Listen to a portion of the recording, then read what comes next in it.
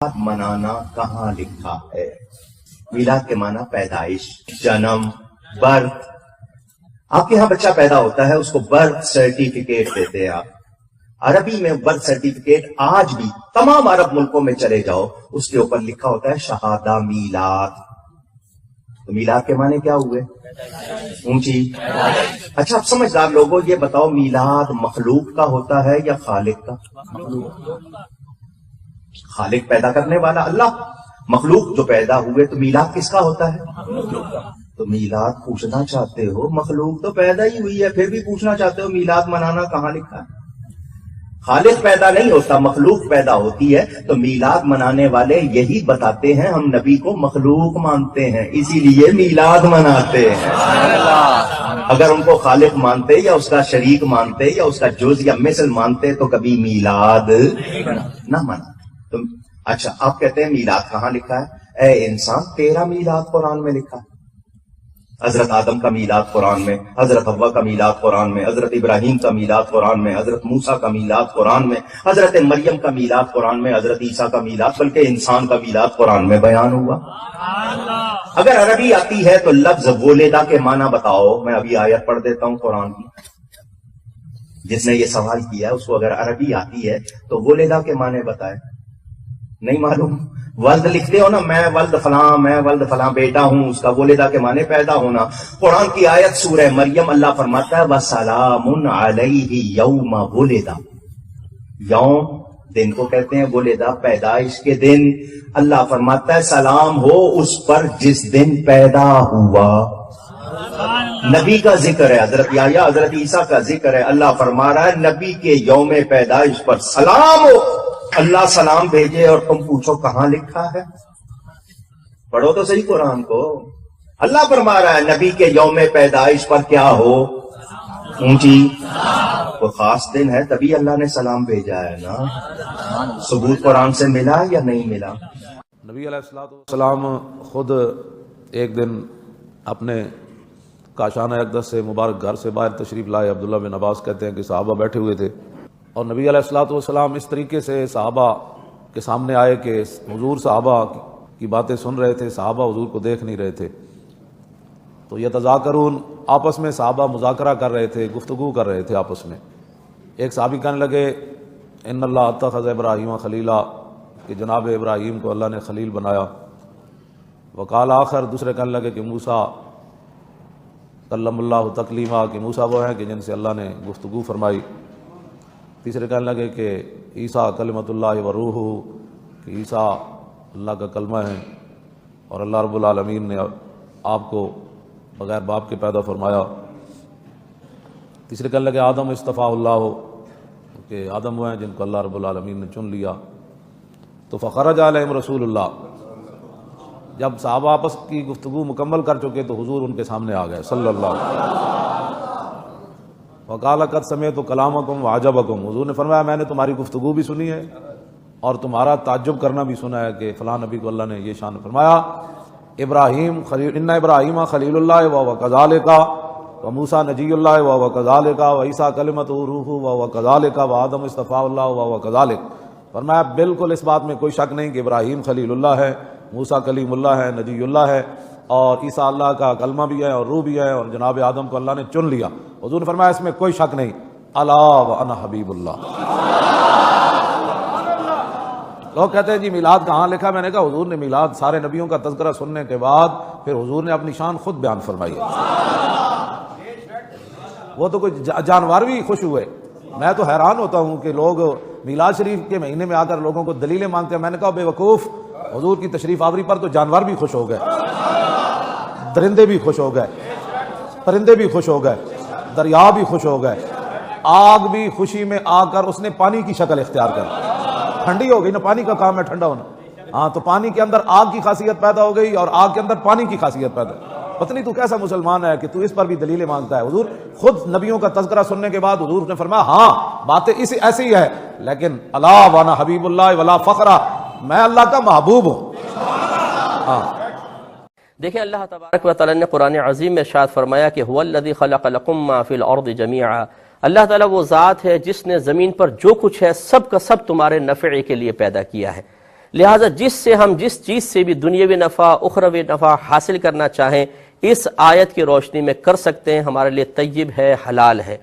اب اس سے وہی چیزیں باہر ہوں گی جن کے بارے میں قرآن و حدیث میں کوئی ممانعت آئے گی۔ مثال کے طور پہ ایک شخص شراب کی بوتل لیتا ہے اور یہی آیت پڑھتا ہے کہ اللہ تعالیٰ نے تو فرمایا ہے کہ جو کچھ زمین پہ سب تمہارے لیے حلال ہے، تو اس لیے پھر یہ بوتل شراب پینا بھی جائز ہوگا۔ ہم کہیں گے نہیں، یہ آیت اپنی جگہ ہے، لیکن اللہ تعالیٰ نے شراب کو حرام قرار دیا۔ دیکھو یہ آیت اجتنبوا کا قول ہے، لہذا شراب حرام ہے۔ گویا کہ جس چیز کے بارے میں قرآن و حدیث میں ممانعت آئے گی، اس آیت کے عام حکم سے وہ چیز خارج ہوتی جائے گی۔ تو معلوم یہ ہوا کہ اصل جواز کی دلیل دینا ضروری نہیں ہے، وہ تو آیت کہہ رہی ہے سب کچھ تمہارے لیے جائز ہے۔ اصل دلیل چاہیے حرمت کی، اصل دلیل چاہیے کسی چیز کو ناپاک اور نجس قرار دینے کی۔ لہٰذا اب یہ کویسچن پیدا ہوتا ہے کہ اگر میلاد جائز نہیں ہے تو آپ قرآن یا حدیث سے کوئی دلیل پیش کریں۔ اگر نعت شریف پڑھنا جائز نہیں ہے، نعت خوانی، تو قرآن و حدیث میں دکھائیں۔ اللہ تعالیٰ نے کہیں فرمایا ہو میلاد مت کرو، کہیں اللہ نے فرمایا ہو نعت مت پڑھو، سرکار نے ایسا کیا ہو، صحابہ کرام نے منع کیا ہو، نہیں، تو اس جواز والی آیت کے تحت ہی آئے گا اور سب جائز ہیں۔ اور یہ میں آپ کو بتا دوں کہ یہ کوئی دلیل نہیں ہے کہ جی صحابہ کرام نے کیا تو ہم کریں گے ورنہ نہیں۔ آپ اپنے لباس دیکھ لیں، اپنے گھر کا اسٹائل دیکھ لیں، آج آپ کی شادی بیاہ کے معاملات دیکھ لیں، آپ تعلیم کا حصول دیکھ لیں، مسجد پہ گنبد و مینار دیکھ لیجئے، نماز کے مسجد میں جماعت کے اوقات دیکھ لیجئے، دارالعلوموں کا قیام، اس کے لیے سلیبس، اس کے لیے پھر امتحان کے اوقات، پھر اس کے بعد مختلف کتابیں رکھنا اور پڑھانا، پھر اس کے بعد دستار بندی، اس کے بعد سند دینا، کون سی ایسی چیزیں جو صحابہ کرام نے کی تھی؟ تو اگر ہم یہ قاعدہ قانون بنا لیں کہ جی وہاں کی گئی ہو تبھی جائز ہے ورنہ حرام ہے، تو میرے پیارے بھائی زندگی کے کاروبار رک جائیں گے۔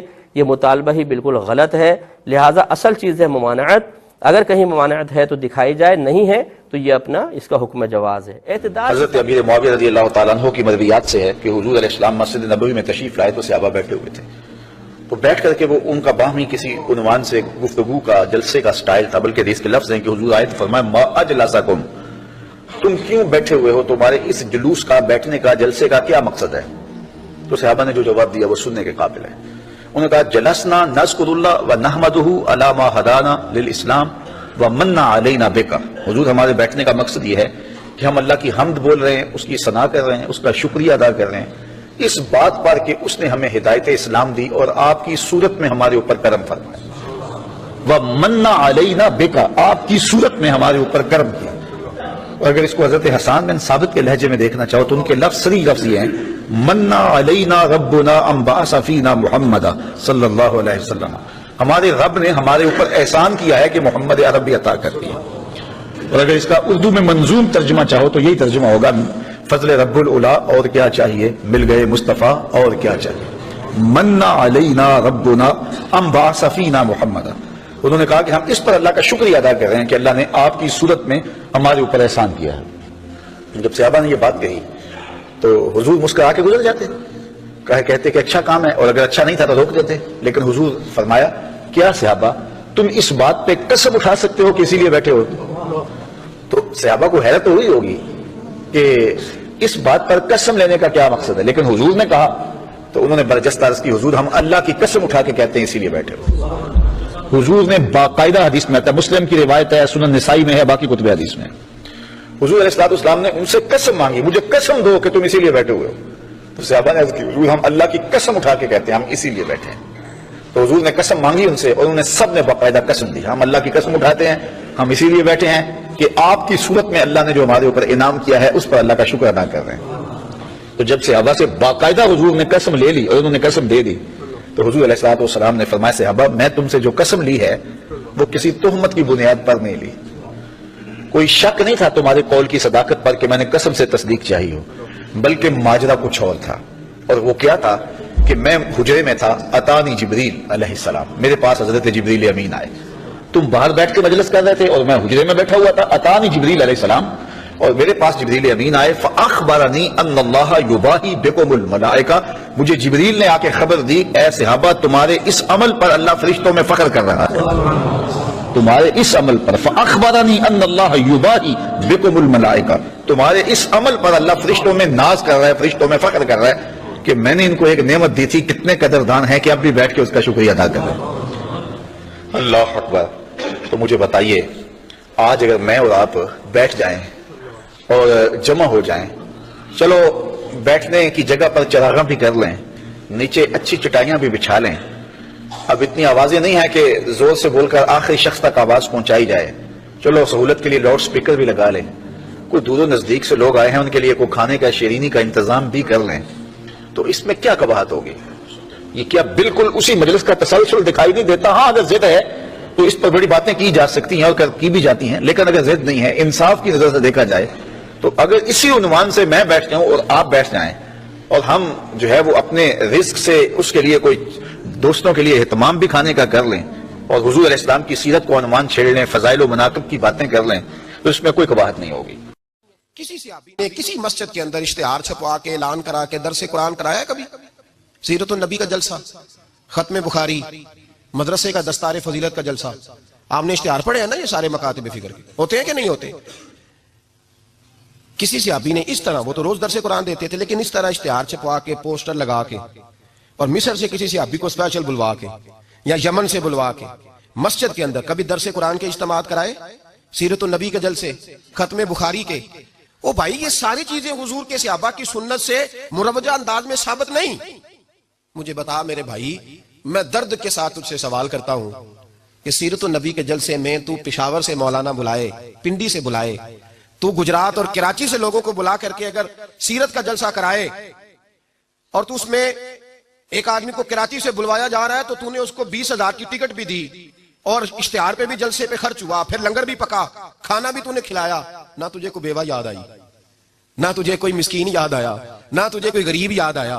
حالانکہ کہنا چاہیے تھا نا یہ جو لاکھ روپیہ لگ رہا ہے کسی بیوہ کی خدمت کر دینی چاہیے، یتیم کو دے دینا چاہیے۔ درد کے ساتھ بات کر، سوال میرا یہ ہے کہ وہی کام جو سیرت کے جلسے میں ہوتے ہیں، پہلے تلاوت ہوتی ہے، پھر نعت ہوتی ہے، پھر کسی عالم کا بیان ہوتا ہے، وہی کام صرف نام بدل کے کیا جائے، عید میلاد النبی نام رکھا جائے صلی اللہ علیہ وسلم۔ یہ میں آپ کے ذہنوں پہ دستک دے رہا ہوں، تقریر نہیں کر رہا، صرف دستک دے۔ او بھائی دیکھو، ایک آدمی وہی کام نام بدل کے کرے تو جائز ہے، اور اگر اس میں نبی پاک کے میلاد کا نام رکھ لیا جائے یا نعت کا نام رکھ لیا جائے تو پھر مجھے اجازت دے میں تجھ سے سوال کروں کہ صرف تجھے حضور کی تعریف پوری لگتی ہے؟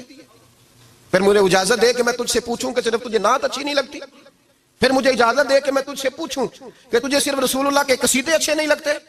دے مجھے اجازت کہ میں تجھ سے سوال کروں کہ جہاں ذکر رسول کی بات آئے وہاں تو پریشان کیوں ہوتا ہے؟ تجھے پتہ ہی نہیں یہ تو وہ ذکر ہے کہ رب فرماتا ہے تم بیان کرو نہ کرو ورفعنا لک ذکرک، محبوب میں نے خود تیرے چرچے ساری دنیا میں بلند فرما دیے۔ اور نبی پاک نے پوچھا حضرت جبریل سے کہ چل جبریل تو بتا میری امت کو پتہ چلے رب نے میرا ذکر کیسے بلند کیا ہے؟ تو جناب جبریل کہنے لگے محبوبہ رب فرماتا ہے میرے نبی سے کہہ دے جہاں جہاں تیرے رب کا ذکر ہوگا وہاں وہاں تیرا بھی ذکر ہوتا رہے گا۔ یہ تو محتاج ہی نہیں کسی کا۔ اتنی جلدی لوگ بپھرتے ہیں۔ اللہ فرماتا ہے قل بفضل اللہ وبرحمتہ فبذلک فلیفرحوا، محبوب ان سے کہہ دو جب اللہ کا فضل ملے، جب اللہ کی رحمت ملے تو خوشی مناؤ۔ تیرا نہیں مجھے پتا، مجھے تیرا نہیں پتا، لیکن مجھ سے اگر تو پوچھے تو کائنات میں رب کا سب سے بڑا فضل بھی محمد مصطفیٰ ہی ہے اور سب سے بڑی رحمت بھی محمد مصطفیٰ ہی ہے۔ وہ دو عالم کی رحمت تھے، وہ جہاں چاہتے وہیں رہتے، یہ تو ان کی مہربانی ہے کہ یہ عالم پسند آیا۔ رب کریم نے تجھے آنکھ دی، دنیا دیکھی تو نے، رب کریم نے تجھے قوت دی، تو نے دنیا گھومی، اور پھر رب نے تجھے بیٹے دیے تو میٹھا میوہ، اور بیٹیاں دی تو تیرے لیے باعث کرم، تیری چھاتی پہ بچے چڑھے تو نے کہا سب سے بڑی نعمت یہی ہے کہ مالک کہتا ہے تو میرا بندہ تھا میں نے دینا ہی تھا، اس نے دیا، احسان نہیں جتلایا، لیکن جب اپنا نبی دیا تو کہا میں نے بڑا احسان کیا تم پہ۔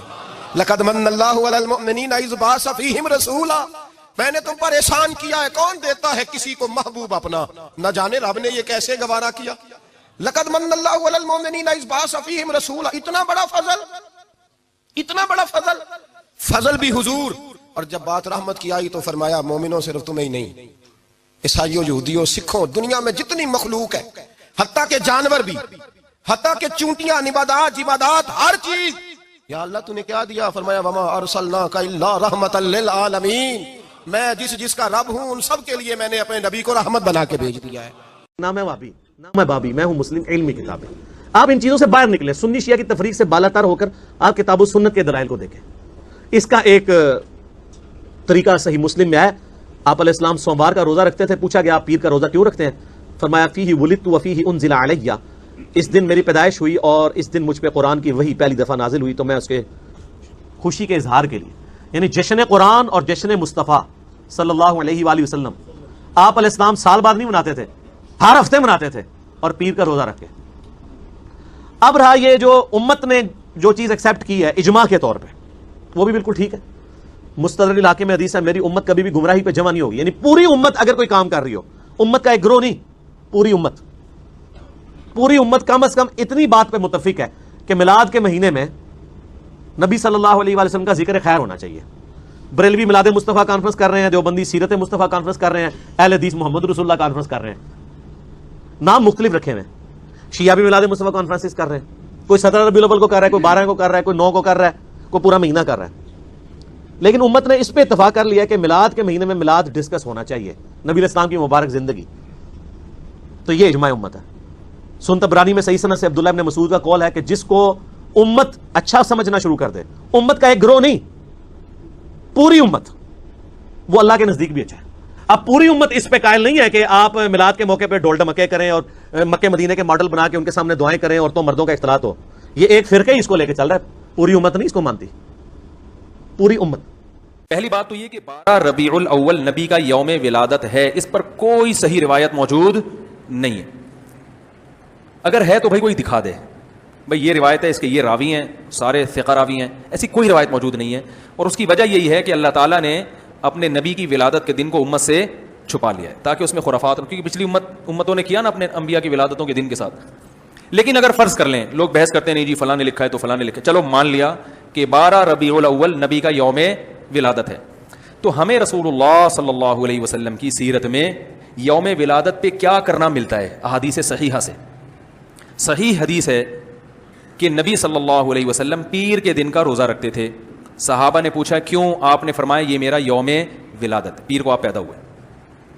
اب دیکھو پیر کو نبی نے روزہ رکھ کے یہ بتا دیا کہ اس میں عید کا تصور نہیں ہے، کیونکہ عید اور روزہ جمع نہیں ہو سکتے۔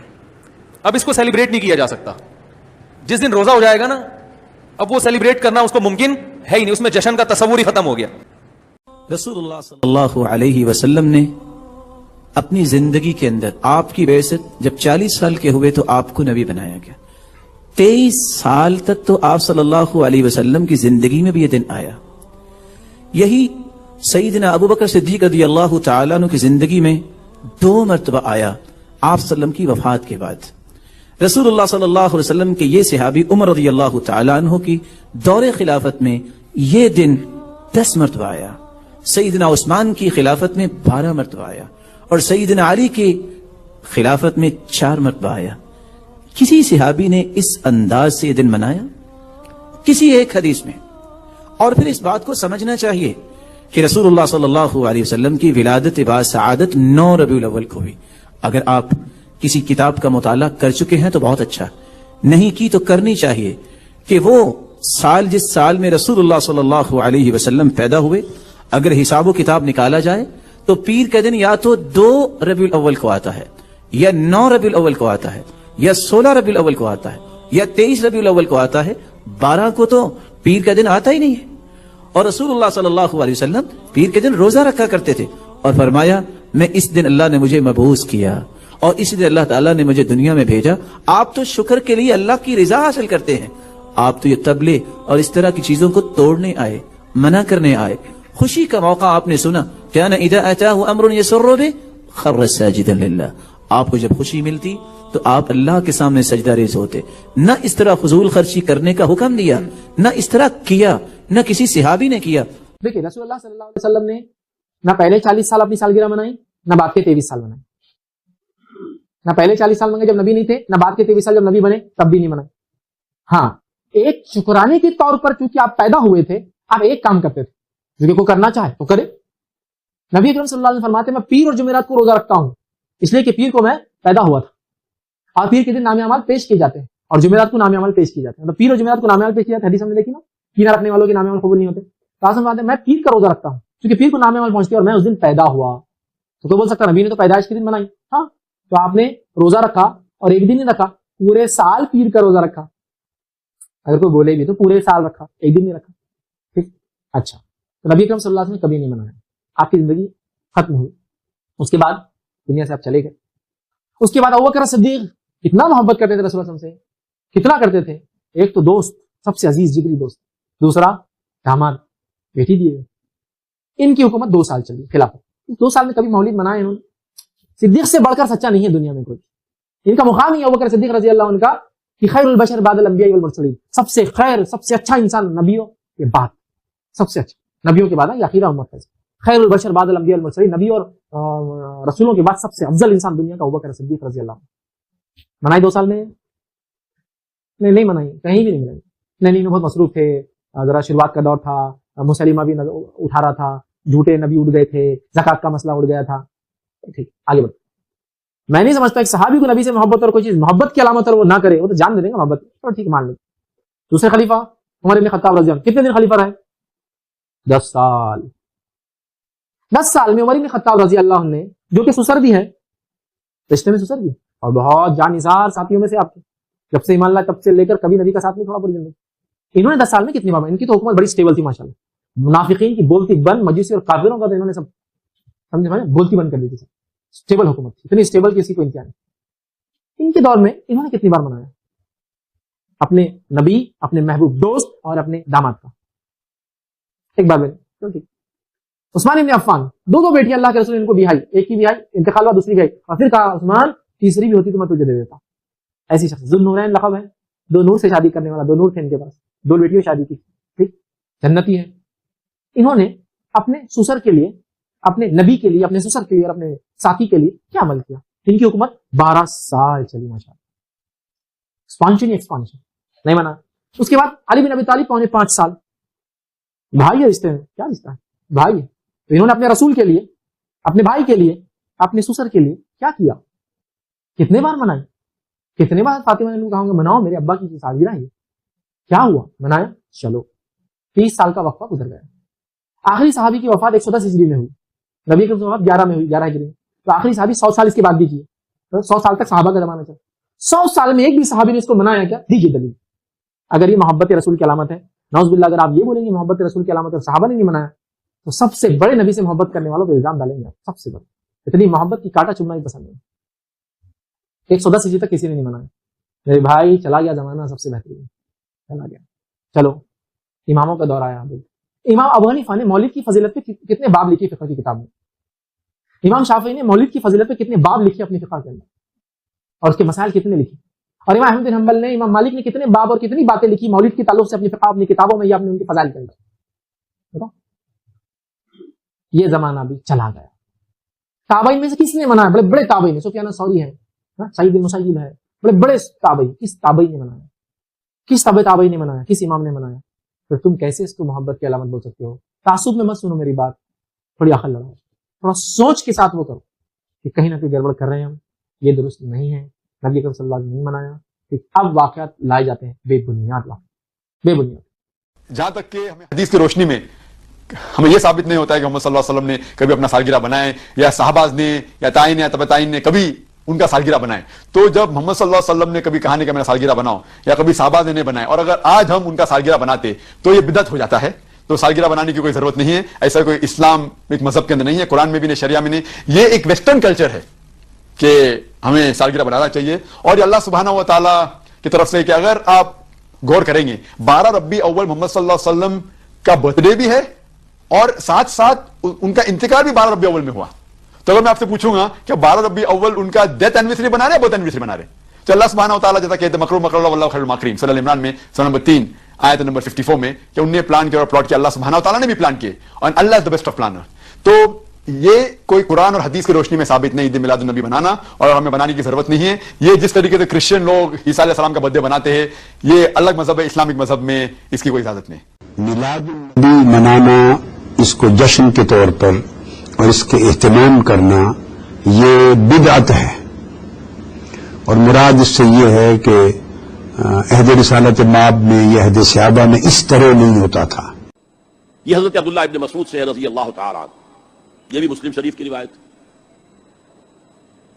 حضور فرماتے ما بعث اللہ من نبی فی امتہ قبلی الا کان لہ حواریون و اصحاب. اللہ نے مجھ سے پہلے کسی بھی امت میں کسی نبی کو نہیں بھیجا مگر اس کے کچھ نہ کچھ حواری، کچھ نہ کچھ اصحاب تو ہوتے تھے نا، 2 ہوں، 4 ہوں، 10 ہوں، 12 ہوں. حضرت عیسیٰ کے حواری 12 تھے، ایمان لانے والے کل کہتے ہیں 72 تھے. بہرحال کچھ نہ کچھ ساتھی حواریون و اصحاب یاخذون بسنتہ ویقتدون بامرہ. وہ کیا کرتے تھے؟ وہ حواری اور صحابہ اپنے نبی کی سنت کو مضبوطی سے پکڑ لیتے تھے اور انہی کے احکام کی پیروی کرتے تھے. یقتدون بامرہ، اقتداء کرتے تھے، پیروی کرتے تھے. ثم انہا تخلف من بعدہم خلوف، پھر ہمیشہ ایسا ہوا ہے کہ بعد میں کچھ ایسے ناخلف اٹھے، یفعلون یقولون ما لا یفعلون ویفعلون ما لا یؤمرون، کہ وہ کہتے وہ تھے جو کرتے نہیں تھے اور کرتے وہ تھے جس کا حکم ہی نہیں ہوا. عرس منائے جا رہے ہیں، یہ کوئی اللہ کے رسول کا حکم ہے؟ کیا رسول کے صحابہ کا عمل ہے؟ کیا حضور کا عرس منایا گیا؟ عید میلاد النبی ایک نئی عید ہو گئی ہے، کیا اس کا حکم دیا محمد رسول اللہ نے؟ یفعلون ما لا یؤمرون، وہ اپنی ہی ایجاد کردہ روایات ہیں، اپنی ہی ایجاد کردہ بدعات ہیں، اپنی ہی ایجاد کردہ رسومات ہیں، ان پر لگے ہوئے ہیں اور دعوے کرتے ہیں اللہ سے محبت، رسول کے عشق کے، جبکہ ان کے عمل میں نہ اللہ کی اطاعت ہے نہ رسول کا اتباع ہے. اب جب ایسی صورت پیدا ہو جائے تو کیا کریں؟ فمن جاہدہم بیدہ فہو مومن، تو جو مسلمان بھی ان کے خلاف جہاد کرے گا اپنے ہاتھ سے، اپنی طاقت سے، وہ مومن ہوگا.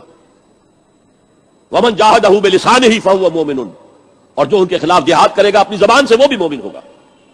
وہی 3 درجے. ومن جاہدہم بقلبہ فہو مومن، دل سے نفرت رکھ کر جو جہاد کرے گا بالقلب وہ بھی مومن ہوگا.